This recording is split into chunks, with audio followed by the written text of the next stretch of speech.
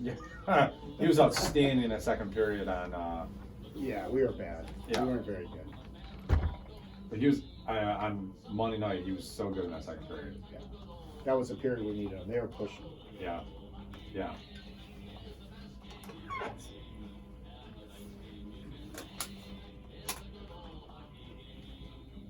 Inside the Huddle. Like us on Facebook at Inside the Huddle WTKA.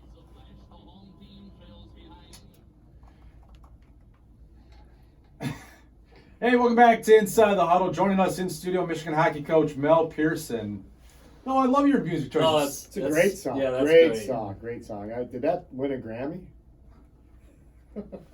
How could it not have? They should have a category, best sports-related songs. How about that? Well, Mel, you've now had congratulations. 4 weekend sweeps this season, back to back for the first time all year. Would you call this?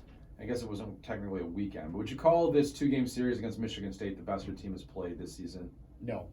I think we played really well Friday night. That might have been the best road game other than at Penn State early in January that we played. But I didn't think we played particularly well on Monday night for a lot of reasons. We just didn't seem mentally sharp in the game and consequently made a lot of turnovers we normally wouldn't make. Now, having said that, we still played a pretty good game. We still outchanced them as far as grade A chances. Played with the lead. We did a lot of real good things, but it just wasn't as solid a game as we would normally play. Now, having said that, anytime you play your rival and you have to play them back to back like that, or a couple days in between, and you beat them, given the circumstances, they came into the weekend 2 points ahead of us, 4 points ahead of us.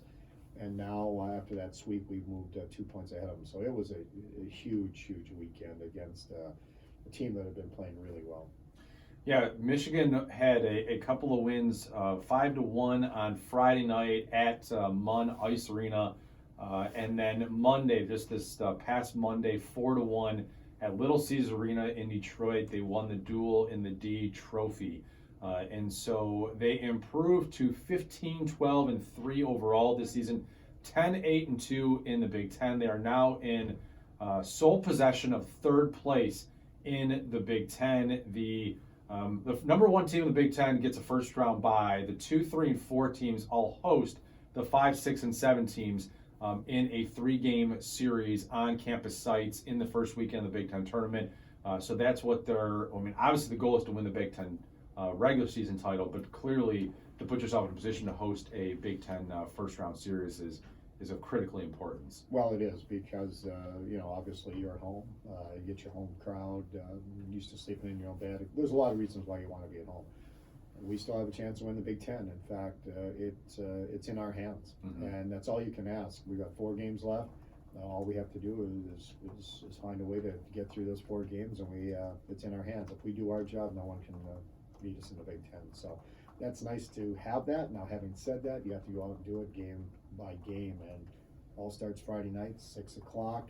Notre Dame. Few scattered tickets to come to the game. It's going to be a intense battle. I mean, it's playoff hockey already. So if you're into good physical, hard-nosed, fast hockey, come on down to Yost on Friday. But our guys have done a great job, and it's been a combination of doing it at home and on the road, neutral site, you name it.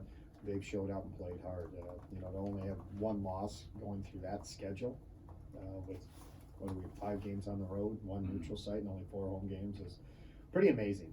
But our guys have done a great job. They're really dialed in right now, and I expect them to be ready to go. Well, I was talking to one of your former players, and I won't out him because it was a private conversation, but he and I were going back and forth, and he said a couple of things. Goalie play, he's like, has been outstanding, and I said, look, it's been outstanding all season long. And we'll get into Strauss-Mann and the performance he had in the second period on Monday night in a few minutes here. But he also said, sometimes, he's like, I know that fans don't want to hear this. He's like, but sometimes it really just takes a couple of months for it to click. And he's like, you had a lot of young guys, you had a couple of seniors that weren't playing their best hockey, that were injured, that weren't putting light in the lamp. And so he's like, you need, early on in the season, for you to be hot, you need to have your seniors and your upperclassmen be hot when it starts. And he's like, Michigan just wasn't that way. Slaker and Lockwood and Passage off, they weren't playing great hockey early on in the season. And he said, but they started to find it, and those young guys, and he's like, you can see that every night that they take the ice right now, they believe that they're going to win. And I think Monday night was a perfect example, because you said you guys didn't play your best hockey, and I would agree with you. And in the first period, it felt like Michigan State had you guys on your heels, and yet you guys had the lead. And because you made the most of your opportunities. And so it just was one of those things where, sure, you're giving us your best shot, but our best shot is better than your best shot. Absolutely right, and to go back to your conversation, and I think that is correct. We weren't playing poor. Actually, we might have. It wasn't like every night we were getting outshot or out scoring chanced or anything like that, but we were getting outscored. We couldn't score, and what that does is obviously your confidence level. We did have some injuries. We couldn't find any chemistry among some lines, and it does take some time to find that. Sometimes it does, and this year it did. And the beauty of it all through that is our guys kept a real positive attitude, kept working hard until we got healthy, started to click, things go in the net, you get some confidence, and now you get on a roll. And it's just like the other way. You can get on a roll one way or the other, and we're on the positive roll right now. I mean, it is, you talk about confidence, and here's part of the issue with Monday night. We've got so much confidence now. We started to do some things in that game that normally we shouldn't, whether it's, I don't know how to relate it to other sports, but we were trying to beat one or two guys when we should have moved the puck and given go and got it back. Now we're trying to slip up between the guys' legs, and we got so much confidence right now, and you don't want to take that away, but we have to find a way just to make sure we play a certain standard all the time, even with that confidence. So. A good observation, and you're right. We're on a roll right now, and these guys are dialed in. Like it's a short week. It's that. Here's the other deal. So we play Monday night, and normally Mondays are a pretty relaxing day for us. Tuesday and Wednesday are work days. Thursday back off. We play Friday, Saturday. So now with playing Monday, we gave them Tuesday off. We don't want to grind them too much at this time of year before Friday. So we're going to find a happy medium there, and these guys are ready. I mean, I wish we could play tonight because they're chomping at the bit. I mean, they are anxious and excited to get going. And when you have a team like that, you just sort of have to, whoa, hold them back a little bit, and then you just open that door and they're gone. Yeah. I guess it's like first come, first seating, maybe the Rolling Stones concert, general admission, and they're all lined up there for I don't know how long, and you open the door and there they go. Yeah. Yeah. That's a bad analogy, but no, I understand what you're saying. I understand what you're saying. Well, Mel, let's talk first about this Friday night game, the big win in Munn Ice Arena. And I think it was just a couple weeks ago that the article came out that didn't rank the children of Yost, didn't rank Yost Ice Arena among the best college hockey environments. And they got the message. You spoke loud and clear after that, and then on Friday night, I turn on, I think the game was on Big Ten Network, and I'm hearing like Go Blue and even like the Victors. I'm going like, wait. This game is at Munn, and they showed the crowd, and there was a pretty big contingent of Michigan hockey fans there. Now it helped that you guys jumped on Michigan State really early, took them out completely out of the game, but that felt almost like a quasi home game for you on Friday. Yeah, it reminded me of a few years ago when we went in there for a playoff series and had to win to keep our NCAA hopes alive, and our faithful showed up. But it was incredible on Friday night at Yost. They've got their largest crowd in 5 years, 6,700. Not a ticket to be found. They bring in Mel Tucker, the new football coach, yep, to drop the puck. I mean, Izzo is at the game. This is it. They're going to blow the roof off and just throttle Michigan, right? That's the plan, but right from the get-go, we jumped them, and then obviously we had a great contingent of fans there, and the children of Yost, I mean, they were fabulous. I don't know if you see that in other sports. I don't get to travel or see that. I don't know, whether it's football or basketball up in Lansing, but our people showed up, and it's nice because we took them out of the game, so there's not much for Michigan State to cheer about, and it's 4-0 after 2 periods, and I think the people who came from Michigan had a great time that night, as did we as a team. So that's one way to ruin the party. Is you go in there, you play good defense, you get the lead, and just put the other team on their heels, and we did. Unfortunately, there is one contingent that travels to Michigan Stadium pretty well. Ohio State football fans. Yeah. Well, yeah. to hell with Ohio State. That's awesome, man. That's really cool. What was Yeah. what was the ratio? It wasn't split. Yeah. I mean, it No, was probably no. still 8/10, 80% Michigan State. sure. But the thing is that the 20% Michigan were so So loud. Vocal, and then had a lot to be vocal about, Yeah. obviously. Oh, yeah. absolutely. That's I mean, awesome. it was great, and I don't know. You can go on Twitter and find a picture. I think Rizzo wanted to be part of the Children of Yost because they got a. He's right in the middle of them, getting a great picture. So it was an awesome, is a great evening.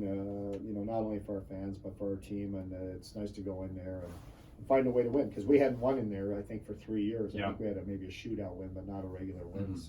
So it was awesome to go in there and get the job done. Complete total victory to Strauss-Mann, 26 saves on 27 shots. Jake Slaker scored the first and last goals for the Wolverine to add to his team leading 12 on the year. A couple of defensemen got into the act with their goals. Jacob Hayhurst continued his scoring streak. In fact, he scored on Monday night. I think he scored a goal now in 4 straight games.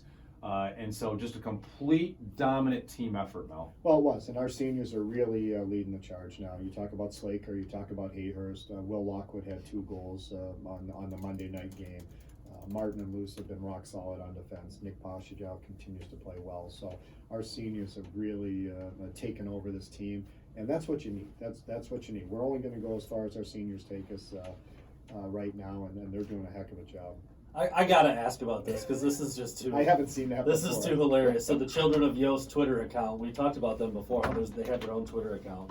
They tweeted out 5141 #sweep, and then there's a picture of our guy Mel as the dad holding up Danton Cole as the baby with the Michigan. They got Mel in the Michigan hat, and they got Coach Cole in the Spartan T-shirt. Mike, I'll show it to you. I got it. That's it. Yeah. I pulled it. I was looking for the photo that Coach was just talking about, and this one popped up, and he saw it. I haven't seen that. That's no. pretty. What do you think when you see that? I man? just that's, laugh. That's mean, fantastic. It's all in good fun, and that's how creative people are. And That the is children of yours fantastic. are. So it is. I don't know if I'll have that up on my family photos anywhere. Oh, but, that's cracking me up, man. Yeah, it's all in good fun.